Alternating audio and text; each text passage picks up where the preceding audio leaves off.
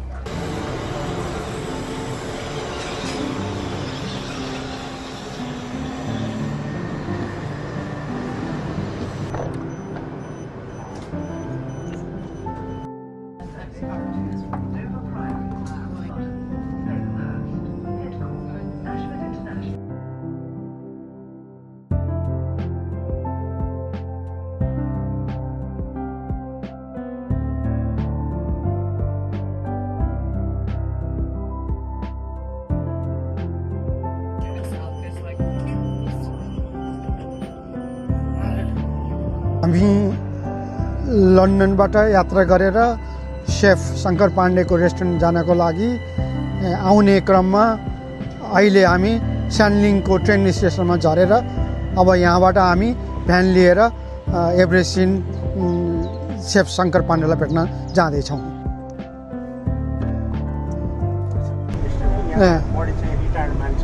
Okay.